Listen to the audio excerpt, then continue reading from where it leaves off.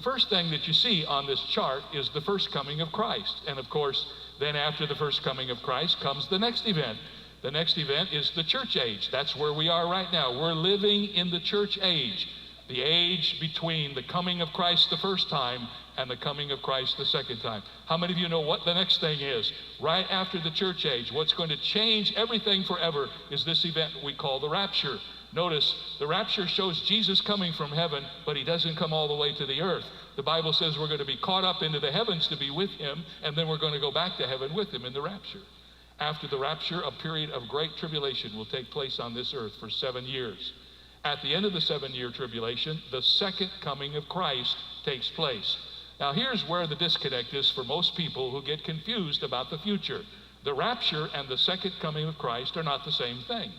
The rapture is when Jesus comes back to take his people back to heaven with him. Then tribulation on the earth takes place. And then the second coming is when Jesus comes back. And the Bible says he comes with all of the people of God and with all the angels and sets up his kingdom on this earth. Now,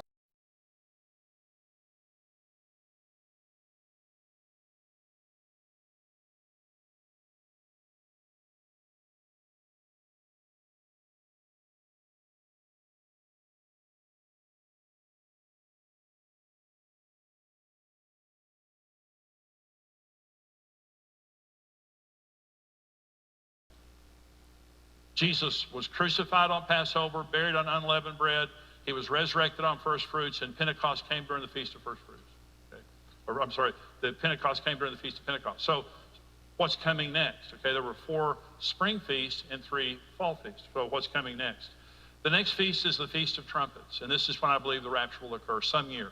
Okay, the Feast of Trumpets. It was on the first day of the 7th month. It's September typically, September, October on our calendar. 10 days later was the Feast of Atonement. That's the second coming. When Jesus comes, he ends sin and brings in righteousness, everlasting righteousness. 5 days later, for 7 days, was the Feast of Tabernacles, when the Jews would live in little huts, reminding them of their wilderness journeys, but reminding us we will spend eternity with God in heaven. The Feast of Tabernacles is the 7th feast on the 7th month that lasts for 7 days. 777 is the perfect number of God, and everything will be perfected at the Feast of Tabernacles. So the first 4 feasts were literally fulfilled to the day exactly. The feast, when the Jews were keeping the feast in the Old Testament, they didn't realize it was a dress rehearsal of the first advent of Jesus. But the next 3 feasts that are going to take place are a dress rehearsal of the second advent of Jesus, with the return of Jesus. Okay, so why do we call Feast of Trumpets the rapture? Because the rapture is associated with trumpets. 1 Thessalonians 4. The Lord himself will descend from heaven with a shout, with the voice of an archangel, and with the trumpet of God.